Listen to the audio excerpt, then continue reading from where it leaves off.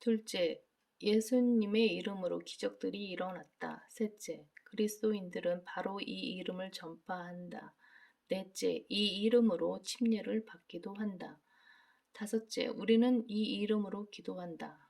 여섯째, 우리는 이 이름으로 감사를 드린다. 일곱째, 우리는 이 이름 때문에 미움을 받기도 한다. 여덟 번째, 우리는 이 이름을 위해 고난을 받아야 한다. 아홉 번째, 우리는 마땅히 이 이름으로 모든 일을 행해야 한다. 위에 명시한 것들 가운데 마호메트의 이름으로 할 수 있는 항목이 하나라도 있는가?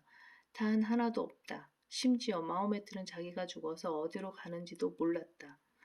마호메트는 그 어떤 기적도 행하지 못했으며 또한 그의 이름으로는 어떤 기적도 일어나지 않았다. 마호메트가 자신에게 순종하는 것이 곧 알라에게 순종하는 것이라고 주장했고 또 모든 모슬렘은 마호메트가 알라의 선지자라고 고백해야 하지만 그의 이름으로 구원받은 사람은 단 한 명도 없다. 이슬람교에서는 구원이 행위나 성전을 통해 이루어진다. 애당초 마호메트와는 전혀 관계가 없는 것이다. 한편 아무도 마리아의 이름으로 침례를 받지 않았고 그 누구도 마리아의 이름으로 기도하지 않았다. 사복음서에서 사도행전 1, 2장에 이르기까지 마리아에게 조금이라도 신경을 썼던 사람은 단 한 명도 없었다.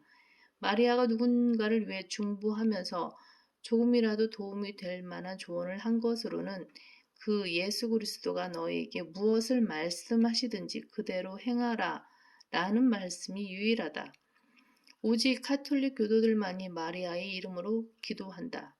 부처는 죽은 다음은 물론 심지어 살아있을 때조차도 자신의 추종자들을 구원할 할 수 있는 어떤 일을 한 적이 없다.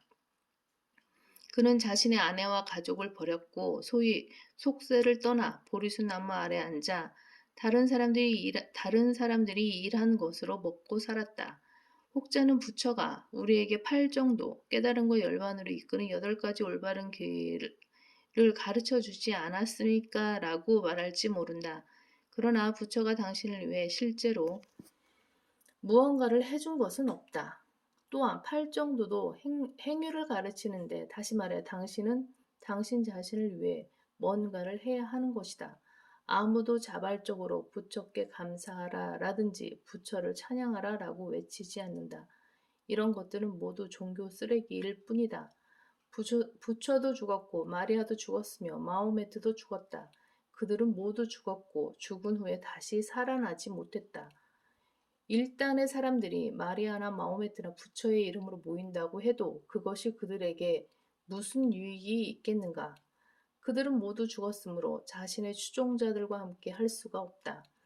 그러나 우리가 예수 그리스도의 이름으로 모일 때 예수 그리스도께서는 우리와 함께 계신다. 우리는 그분 안에 있고 그분은 우리 성도들 각자 안에 계신다. 예수님께서는 죽으셨지만 하나님께서 그분을 죽은 자들로부터 살리심으로써 그 이름의 능력을 증명하셨다. 나는 어느 누군가가 숭배하는 신을 모독하거나 다른 사람의 종교와 관련하여 증오 발언을 하려고 작정한 것이 아니다.